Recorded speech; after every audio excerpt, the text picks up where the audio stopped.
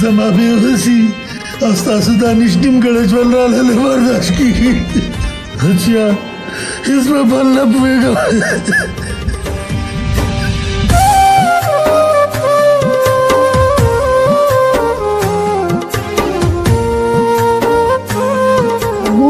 نن نه بعد به ستاسو د پیسې نه غواړم او که وږی یم شو به خو زه به تاسو د داسې نه یم چې زه وږی شوی یم زلنده څراغه دنیا ډکه له غباره بې له تا به پاتې په پیچمو یم په باره زه به د یم ستا یم ته وهره ساره لاره ماله دعا پرې نه دی چې ورک به شمه پلار ابو دلته څه له راغلی بچیا ما ډېر وخت د دې خانانو او د دې ډېرې خدمت کړی دی ابو په دې کال کې خو موږ له چا د سره زکات رانه کړو چې دا ولې بچیا مخکې ما د دې خلکو بیګارونه کول نو ځکه به ماله زکات راکوو او اوس زما شوګر دی او د دې خلکو د خدمت نه وتی ما نو ځکه ماله زکات نه راکوي ابو دا زکات خلک د الله د رضا لپاره ورکوي دوی پکې بیا په خلکو باندې بیګارونه سره کوي بچیا دلته نظام اوس بل شانتې دی او د الله د رضا خلک ډېر کم پاتې شوي دي دلته اوس هر څه په مخ ملازو دي ابو په مخ ملازو هو بچیا په مخ ملازو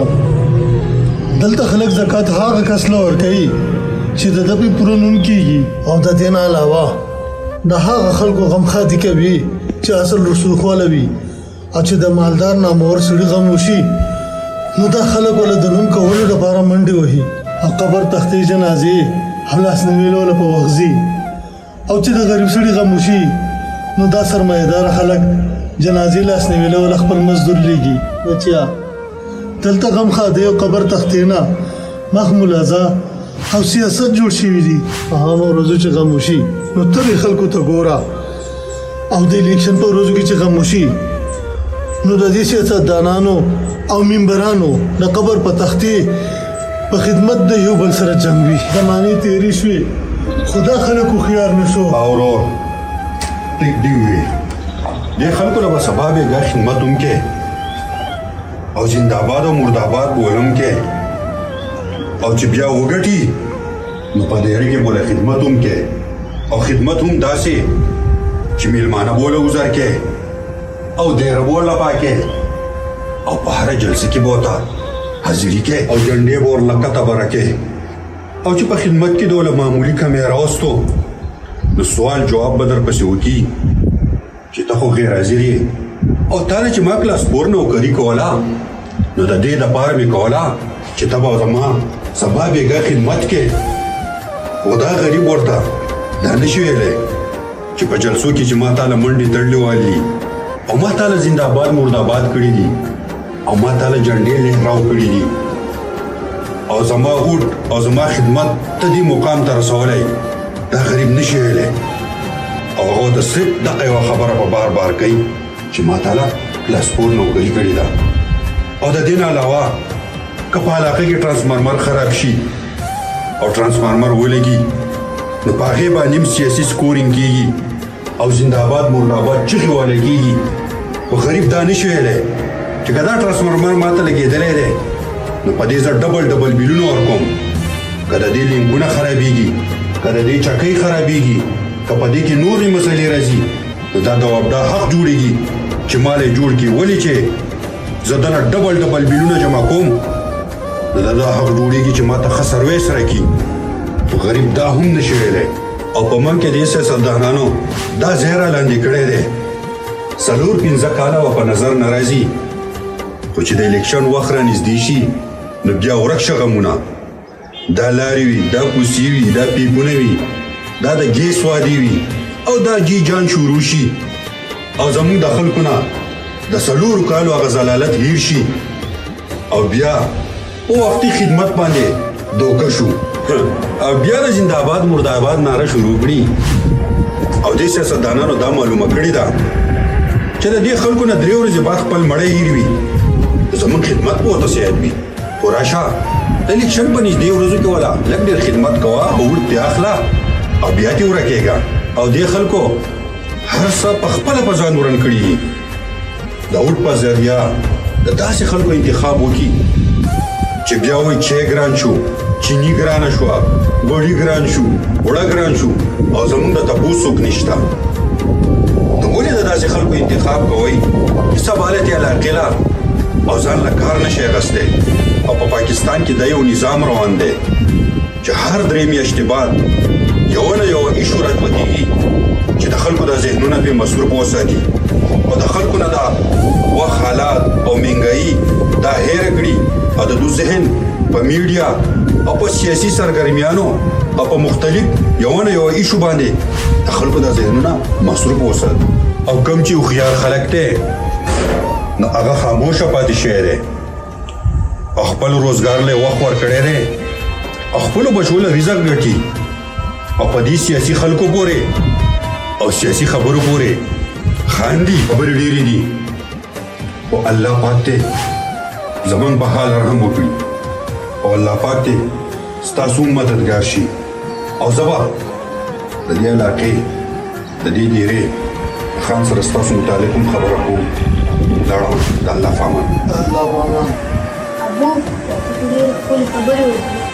هر څه سوچ کومه روژه راغله هر سړي ځان نه کور ته راشن پوره کړو مونږ به څه کوو بچیا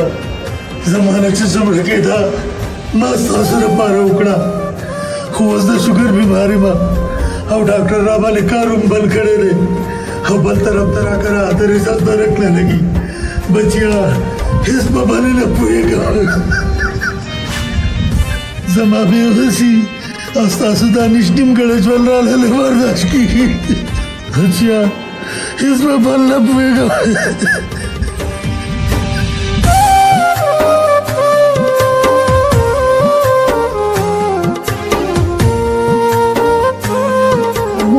نن نه بعد به ستاسو د پیسې نه غواړم او که وږی هم شو به خو زه به تاسو د داسې نه یم چې زه وږی شوی یم نه بچیا ما ته به دا هر څه وې چې ما ته نه وې نه ستا نه اورېدو نور څوک دي بچیا داسې به نه کوې بابو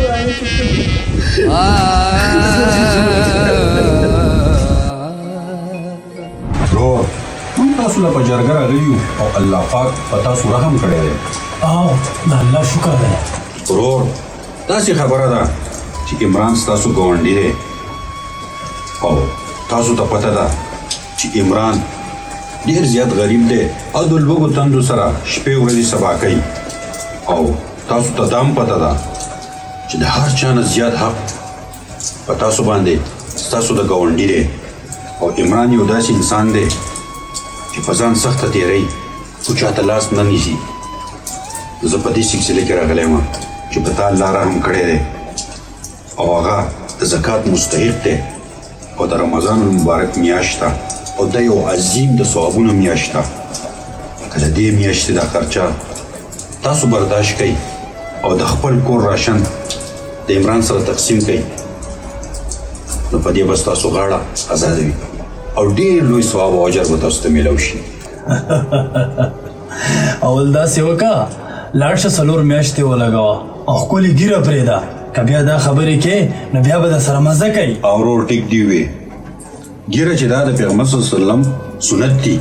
په دې کې خو شک نشته خو چې ږیره یي او عمل یې نه وي نو هغه هم خوند نه کوي خو موږ له دې الله پاک د ږیرې او ورسره د عمل کولو توفیق راکړي او باقي د دې نه علاوه عمران چې دی ما ته فریاد کړلی زه پرې ډېر زیات خفه یم او ستا ګاونډي دی که ښه سره وکئ نو ډېره به ښه وي او الله پاک چې ستا پلار له دا جیداد ورکړی دی هغه ډېر یو ښه انسان و د غریب به یې پکې ډېر زیات خیال ساتو نن د هغه جیداد شته بچي شته هغه مال یې تا ته پاتې شو خو هغه نشته سبا له به دغه حالات زما او ستا وي جیداد به وي خو موږ به نه یو تا به خپله زکات ویستی دی یا د ګاونډي خیال ساتلی دی چې ما ته نصیحتونه کې ګوره دوسته زما ثواب مه خرابوه ما زکات هم ویستی دی او د ګاونډي خیال مې هم ساتلی دی او بیا زه به د یو کور سره د دوو کورو سره ښه وکړم د ټولو محلې سره خو ښه نشم کولی که او څنګه چې تاسو ته نصیحت کومه دغه شانتې نورو ته داسې تاسو وکئ زما په خیال چې ستاسو په نصیحت په ستاسو نه ډېر زیات خیر خور شي او باقي ستاسو متعلق ما اورېدلي دي چې تاسو په مختلفو ځایونو کې په فضولیاتو او عیاشۍ باندې ډېرې روپۍ غوړوئ او د روپو په شیندلو کې د یو بل سره مقابلې وي او په لکاو روپۍ چې دی په فضولیاتو خرابوئ چې د هغې نه مقصد وي او هغه نه څه معنی لري. بس یار بس، دا زما مال او زما جایداد دی، ما ته اختیار دی چې زه ورسره هر څه کوم. ته څوک یې چې زما په ژوند کې دیوال جوړېږي؟ زه ستا دوست یم او دا زما فرض جوړېږي چې تا ته نیغه لار وښیم، که نه په دې علاقه نور هم بلا خلک دي، زه د هغو خوالولې نه ځم. خو ته مې دوست یې، په تا مې زړه خېږي، نو ځکه تاله راغلی یم. ګوره دوسته، ډېر جیدادونه مالونه تېر شول او هېر شول او داسې وخت به راشي چې ستاسو مال به او جیداد به یو په دوه سوه شي، خو تاسو به نه او ستاسو د مرګ نه بعد به ستاسو بچي جمعه په جمعه ستا قبر له درځي او تا ته به دعاګانې کوي. وخت په تېرېږي، بیا به میاشت بعد ستا قبر له درځي، بیا به وخت تېرېږي، قبر به ستا هیر شي، نوم به دې یادېږي، بیا به ورو ورو وخت تېرېږي، ستا هغه نوم اخیستل به هم پرېښودی شي، بیا به وخت تېر شي او ستا په جیداد به تقسیم شروع شي او ستا د بچو به نوی ژوند شروع شي او ستا دپاره به ستا پیدا په دنیا ستا عمل وي. که تا په خپل جیداد کې صدقه ورکړې وي، زکات ورکړی وي او د الله د رضا دپاره دې څه کړي وي او په خپل نوم دې صدقه جاریه کړې وي، هغه به ستا دپاره د آخرت توښه وي. که نه زموږ دپاره به د آخرت همیشه زندګي ډېره ګرانه شي ورور، ډېره ګرانه شي. خو موږ نه پوهېږو، ځکه خو رحمان بابا وایي چې یو زنده چې د مرده په قبر تیر شي بس دی دومره نصیحت په دې دنیا. او ما د خپل حلقې د مولانا نه اورېدلي دي چې الله پاک ته زموږ د لوږې تندې هېڅ ضرورت نشته، یا موږ وږي شو یا ماړه شو. خو د رمضان المبارک د میاشتې مقصد هم دا دی چې موږ روژه ونیسو، په دې کې غریب هم روژه نیسي، سرمایهدار هم روژه نیسي. یو سرمایهدار روژه ونیسي او په ده باندې لوږه راشي او د لوږې په وخت کې دته د یو غریب احساس وشي چې یاره په ما په روژه کې دا لوږه تنده راله، داسې به په عام ورځو کې په غریب باندې څه تېرېږي او په دغه احساس باندې دی د یو غریب مدد شروع کړي. ورور مې، دا د رمضان المبارک میاشت ده، راځئ چې حد وکړو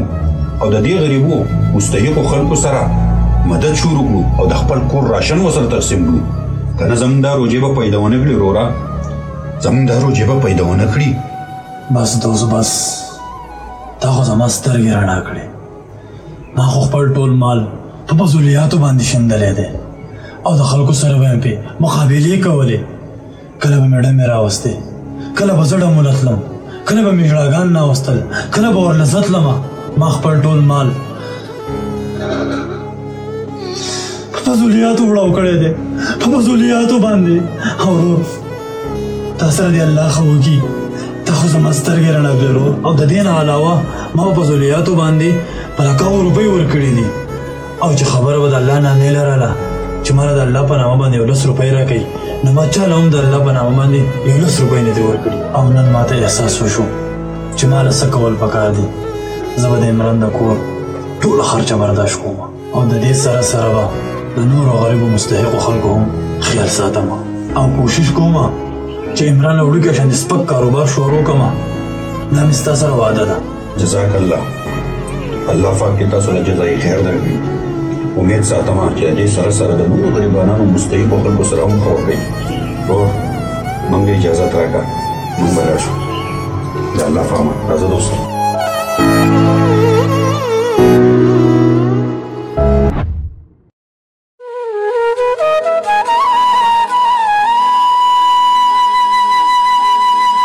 السلام علیکم انکل. وعلیکم السلام بچوړیا. ولې انکل که ستاسو سره په بم کې کاري ما د ځان سره په کار کوي. بچیا ته خو ماشوم یې، ته به زما سره څه کار وکړې؟ او بل دا ستا دا وخت خو د تعلیم دی. انکل زما پلار بیمار دی او زموږ په کور کې نور څوک د کار نشته، زه ځکه کار ته راغلی یم. بچیا خفه کېږم، الله به خیر کړي. دا 5,000 روپۍ والا په دې باندې کور ته خرچې وسته او ستا تعلیم هم وخت دی خپل تعلیم جاري ساته او په هر هفته کې ما پسې راځه او زه به درله 5,000 روپۍ درکوم او ستا کار ته ضرورت نشي بچیه اوس کور ته لاړ شي یا الله ګرانه ګرانې ده د روژې میاشت ده په ټولو مسلمانانو باندې خپل رحم وکړي سر زموږ